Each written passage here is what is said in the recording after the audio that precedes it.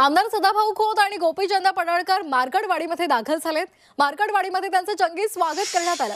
बैलगाडीतून दोन्ही आमदार सभास्थळी रवाना झालेले आहेत। यावेळी ईव्हीएमची प्रतिकृती घेऊन त्यांची मिरवणूक काढण्यात आलेली आहे। शरद पवार यांनी मार्कडवाडीमध्ये सभा घेतल्यानंतर आज भाजपचे नेतेही मार्कडवाडीमध्ये सभा घेणार आहेत। थोड्याच वेळात या सभेला ते संबोधित करतील। आता या सभेतून ते पवारांच्या सभेला काय उत्तर देणार याकडे सर्वांचं लक्ष लागलेलं आहे। आपण हे दृश्य पाहतोय।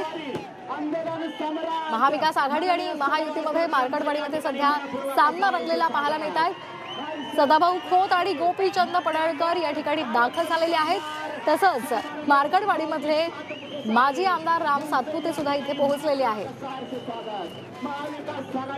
हातामध्ये त्यांच्या ईव्हीएमची प्रतिकृती आपल्याला पाहायला मिळते। थोड्याच वेळात ते या ठिकाणी सभा घेतील।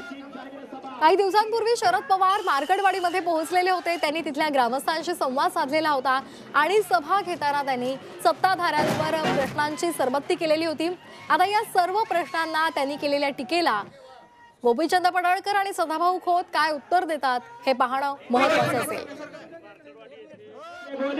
जिनके सीनों में दम नहीं, अरे लड़ते हैं बेजुबानों से, अरे लड़ते हैं बेजुबानों से, कभी मर्दों से लड़कर देखो, खंजीर में तेरे और टुकड़े। इथे मोठ्या संख्येने आपल्याला ग्रामस्थ हजर असलेले पाहायला मिळत आहेत। या ठिकाणी काही दिवसांपूर्वी मार्कडवाडीमध्ये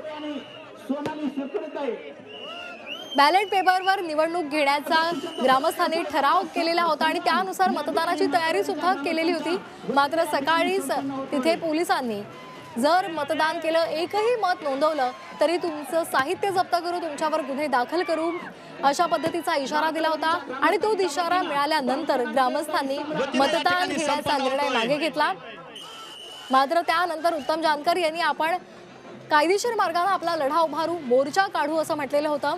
त्यानंतर काही दिवसांनी शरद पवार मार्कडवाडीमध्ये गेले होते। त्यांनी तिथल्या ग्रामस्थांशी संवाद साधलेला होता, त्यांच्या समस्या त्यांनी जाणून घेतलेल्या होत्या। आणि आता हे सगळं झाल्यानंतर महाविकास आघाडीनंतर आता महायुती मैदानामध्ये उतरलेली आहे। त्यांच्या या सभेला सुद्धा मोठ्या संख्येनं मार्कडवाडीचे ग्रामस्थ आपल्याला पाहायला मिळतात आणि त्यामुळे मार्कडवाडीमध्ये ग्रामस्थांमध्ये दोन गट पडले की काय असं चित्र सध्या पाहायला मिळते। महायुतीचे गोपीचंद पडळकर, सदाभाऊ खोत यांचं जंगी स्वागत करण्यात आलेलं आहे। माजी आमदार राम सातपुते सुद्धा उपस्थित आहेत आणि त्यामुळे आता या सभेला नेमकं सदाभाऊ खोत, गोपीचंद पडळकर मार्गदर्शन करणार आहेत।